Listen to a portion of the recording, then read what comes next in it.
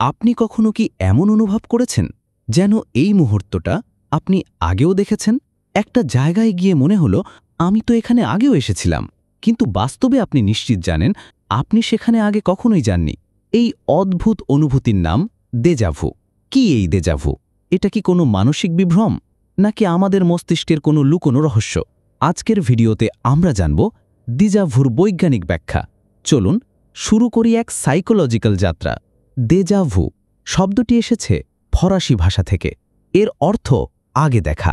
প্রায় ৮ জনের মধ্যে ৬ জন জীবনে কখনো না কখনো দেজাভু অনুভব করেছেন। বিশেষ করে ১৮ থেকে ২৫ বছর বয়সীদের মধ্যে এই অভিজ্ঞতা সবচেয়ে বেশি ঘটে। তাহলে দেজাভু আসলে কিভাবে কাজ করে? বিজ্ঞানীরা বলেন, দেজাভু আমাদের মস্তিষ্কের স্মৃতি প্রক্রিয়াজাতকরণের সাময়িক গোলযোগের কারণে ঘটে। আমাদের মস্তিষ্কে হিপ্পোক্যাম্পাস নামে এক অংশ থাকে যেটি স্মৃতি তৈরির কাজ করে। কখনো কখনো মস্তিষ্ক নতুন কোনো তথ্যকে ভুল করে পুরনো মনে করে ফেলে। ফলে মনে হয় যেন এই ঘটনা বা জায়গাটা আমরা আগে দেখেছি। এই ভুলটি ঘটে মাত্র ১ সেকেন্ডের মধ্যেই। তাই দেজাভু হয়তো অনেক বাস্তব মনে হয়, কিন্তু সেটা শুধুমাত্র এক ধরনের স্মৃতিবিভ্রম। কিছু বিজ্ঞানী বলেন, দেজাভু হতে পারে মস্তিষ্কের দুটি প্রক্রিয়ার সাময়িক অসামঞ্জস্যের কারণে। আমাদের চোখ থেকে পাওয়া তথ্য মস্তিষ্কে পৌঁছাতে আধা সেকেন্ডের মতো সময় নেয়। কখনো কখনো এক চোখ অন্য চোখের চেয়ে একটু আগে তথ্য পাঠিয়ে দেয়।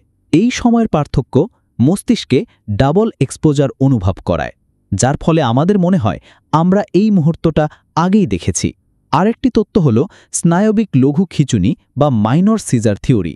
এই তত্ত্ব অনুযায়ী যখন আমাদের মস্তিষ্কের টাইমিং ভুল হয়, তখন পুরনো স্মৃতিকে নতুন অভিজ্ঞতা হিসেবে উপস্থাপন করে। এই লঘু খিঁচুনি সাধারণত খেয়ালও করা যায় না, কিন্তু তার প্রভাবে আমরা দেজাভু অনুভব করি। অনেকে বলেন, দেজাভু প্রমাণ করে আমাদের স্মৃতি খুবই জটিল এবং অসম্পূর্ণ। মানুষের মস্তিষ্ক প্রতি সেকেন্ডে হাজারো তথ্য প্রক্রিয়াজাত করে।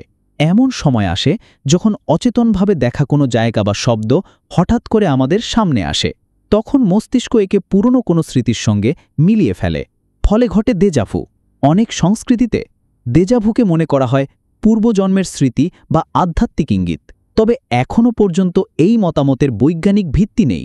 বিজ্ঞান আজও পুরোপুরি বুঝতে পারেনি কেন এবং কিভাবে দেজাভু ঘটে। তবে এটা নিশ্চিত যে এটা খুবই স্বাভাবিক একটি মানসিক প্রতিক্রিয়া। এটা মানসিক রোগ নয়, বরং মস্তিষ্কের একটি চমৎকার ভুল, যা আমাদের স্মৃতিকে নতুন দৃষ্টিকোণে তুলে ধরে। একটি মুহূর্ত যেখানে বাস্তবতা এবং স্মৃতি মিশে যায় একসাথে। আপনার সাথেও কি কখনো এমন কিছু ঘটেছে? আপনার অভিজ্ঞতা